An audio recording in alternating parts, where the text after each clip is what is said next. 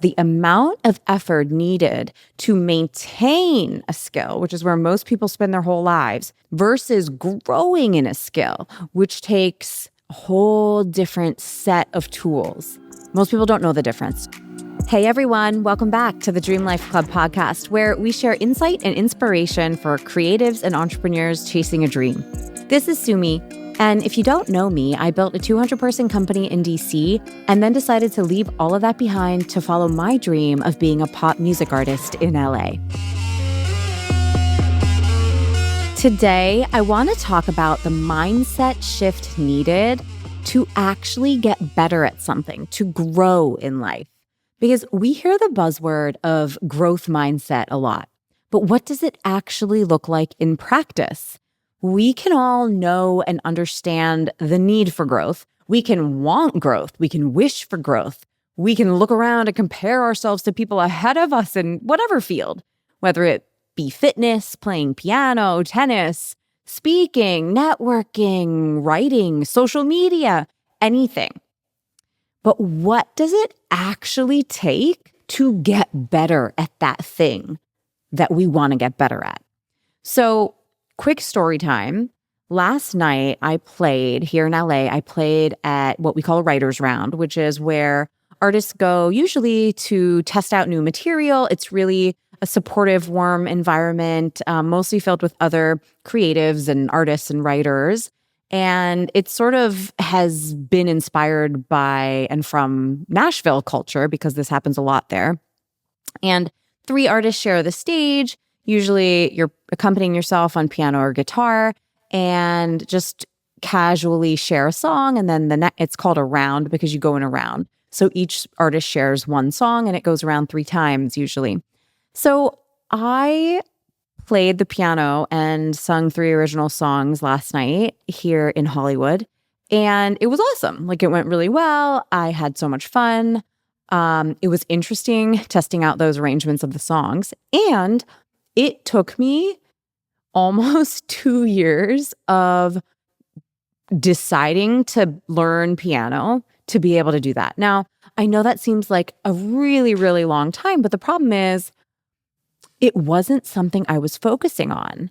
And this leads me directly to my point about needing a specific mindset to actually get better at something as an adult, to get better at something and good enough at something to be able to perform it in public, in front of other people, and what it actually takes. Most people don't get better at anything by the time they're adults. My general thoughts about this topic are that there are 2 ways of operating in life. Most people operate in bucket A, which is wish and want to get fit, to play an instrument, to grow on social media, to grow a fan base, to build a business, to create better relationships, to work on their marriage, to find a partner, to any goal that we need growth to achieve. We want it, we wish for it, we look around, but what does it take to make it happen? Most people think we're doing enough. We all think we're doing enough. I was taking piano lessons for 2 years. What? It took me 2 years to finally be able to play out and accompany myself once. Why? Because the amount of effort needed to maintain a skill, which is where most people spend their whole lives, versus growing in a skill, which takes a whole different set of tools.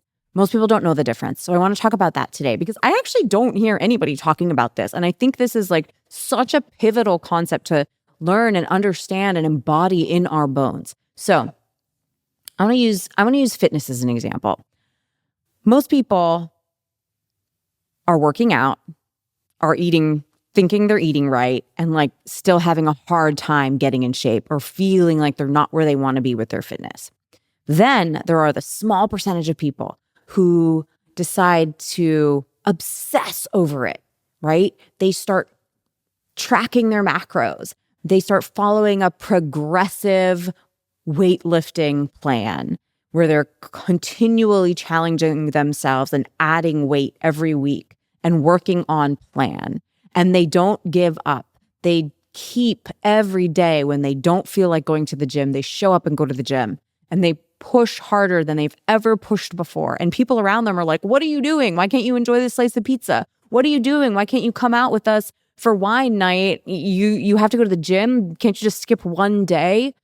Most people around them don't understand them. But then they'll look at that person 2 years later when they're completely transformed in their body and say, oh my God, how did you do that? I want whatever you tell me your secret, right? And well, the secret was what they were doing all along, which was that obsession, which was that extreme intention and focus. I remember when my dad told me when I was an adult, I never did this experiment as a kid, but you can create a fire out of sunlight just by focusing the sunlight, using a mirror and a lens and focusing on concentrating that sunlight into one small, specific, tiny spot. And if you can actually focus enough of that light to create enough heat that you'll make a fire. And it's that same concept that we need to actually get better at something. And whatever it is that you're trying to get better at right now, I want you to think of what is it in your life. For me, I know what it is. I'm using piano playing as the example, right? And so what does that actually mean for me to get better at it? Now, speaking of piano playing, when I was in high school, I used to play the trumpet, and Wynton Marsalis, I got to play on stage with Wynton Marsalis, actually. And if you don't know who Wynton Marsalis is, he is one of the most esteemed, recognized, respected trumpet players of all time. And Wynton Marsalis has his very famous 12 rules on how to get better, okay? For musicians, athletes, or anyone who wants to get better at anything.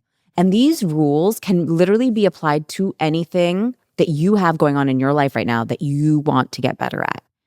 It doesn't matter. So I'm going to go through them because they are keys. They are keys that most people are probably missing. Okay, so rule number 1, seek out instruction. The first number of rules are probably things you've heard before, so I'm going to go through them a little faster and then focus on some specific ones that I want to dive into. So rule number 1, seek out instruction, a teacher, a coach, a leader, a mentor, somebody there who's been where you are and can help you get where you want to go. That is his rule number 1. It's so imperative. Rule number 2, write out a schedule. Okay, that sounds very, very, very obvious. Stick to your schedule, write out a schedule. Know when you're going to be working on this thing and commit to it, stick to it. Rule number 3, set a goal. That's self-explanatory. Rule number 4, concentrate. I feel like we don't hear this word concentrate very much anymore. I feel like that's an old-timey word, but it is so important. Wynton Marsalis says, you can do more in 10 minutes of focused practice than in an hour of sighing and moaning. This means no video games, no television, no radio, and I'm going to add no social media, just sitting still and working. Concentrated effort takes practice too. Concentrated effort takes practice too. Isn't that interesting and so true? We all know how hard it is to actually tune out distractions, focus, and concentrate these days. So that is rule number 4. Rule number 5, and there's 12 of them. Relax and practice slowly. I love this because we're always in a rush. We always want to get it right. We always want to hurry up and get to the end result. We're instant everything. Relax and practice slowly. It says, take your time. Don't rush through things. Whenever you set out to learn something new, practicing scales, memorizing multiplication tables, verb tenses in Spanish, you need to start slowly and then build up speed. Start slowly. And for all my musicians listening, I love the exercise of working with a metronome and putting it on really slow, and then getting it down really slow under our fingers and then increasing speed. And it really applies to anything. It applies to how we approach work. It applies to going against culture today where everything is instantaneous and AI generated. To actually get better at something as a human, We need to do the opposite. Okay, rule number 6. I love this rule. Practice hard things longer. Practice hard things longer. Don't be afraid of confronting your inadequacies, it says. Spend more time practicing what you cannot do. Successful practice means coming face to face with your shortcomings. Don't be discouraged. You'll get it eventually. This is like something that, again, especially now, we all want to either prove that we already know things or get an instant positive outcome, and taking the time to really dive into where we're not good. First of all, admitting that we're not good at something and then spending time there to get better, right? Just practicing the hard parts longer. It's so tempting to want to practice the easy parts and, do what we know.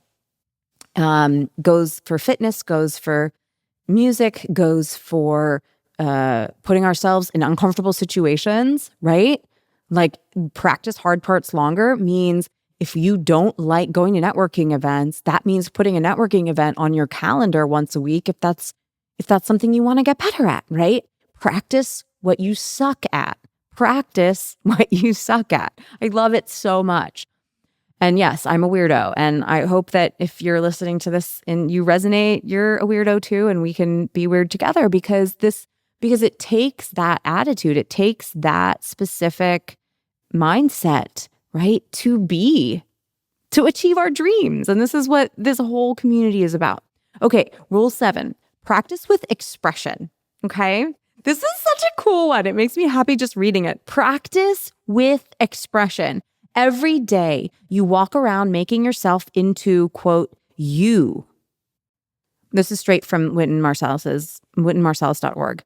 Every day you walk around making yourself into you. So do everything with the proper attitude.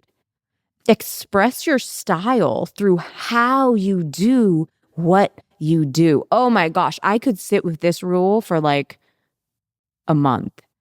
I want to read that one more time. Practice with expression. And try in your mind to apply this to what you're trying to get better at.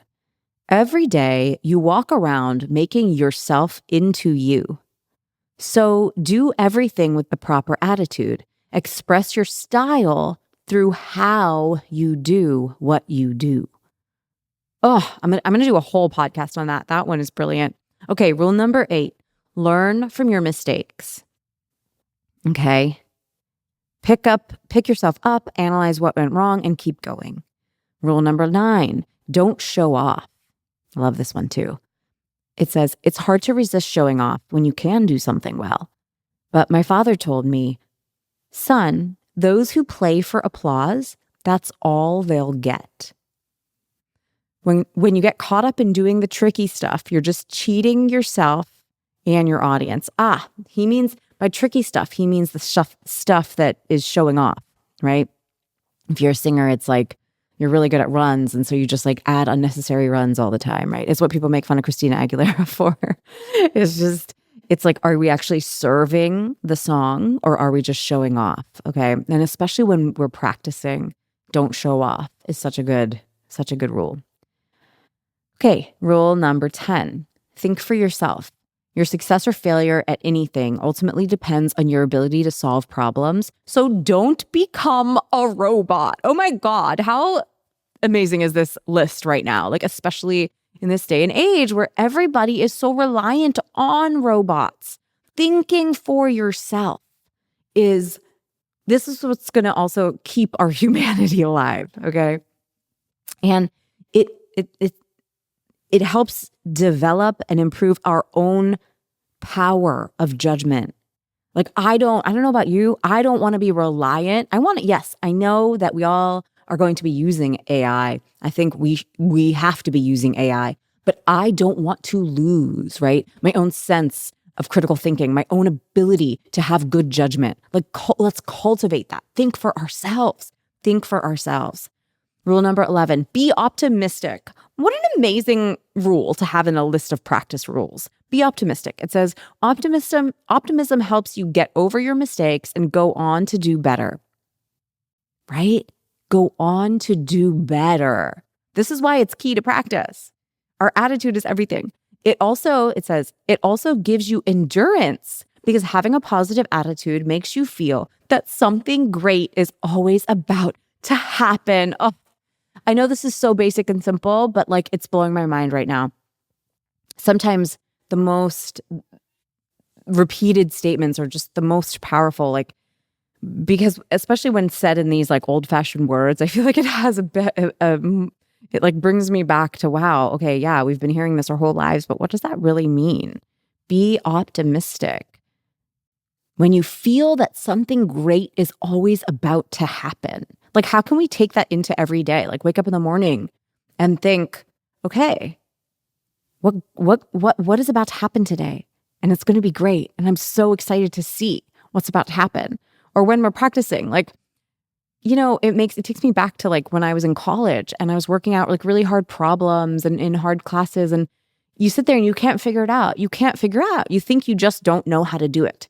And then you keep looking at the page and I have a few of these instances in my mind where I'm just keep on staring at the page, thinking, and then suddenly I think of the solution. And it's like, you just never know what you're going to come up with. You never know. Our minds are so powerful. Our minds are so powerful. And I feel like that optimism like gives us the patience and the courage to sit there long enough for something great to happen in this context. So I love that. Okay. And then the last rule is brilliant. Look for connections. And by connections in this context, they mean patterns. It says, if you develop the discipline it takes to become good at something, that discipline will help you in whatever else you do. The more you discover the relationships between things that at first seem different, the larger your world becomes. In other words, the woodshed can open up a whole world of possibilities. Oh my God, my mind is blown by this last rule. I'm going to read it one more time. Look for connections. If you develop the discipline it takes to become good at something, that discipline will help you in whatever else you do. The more you discover the relationships between things that at first seem different, the larger your world becomes. Okay. I just got so happy reading that.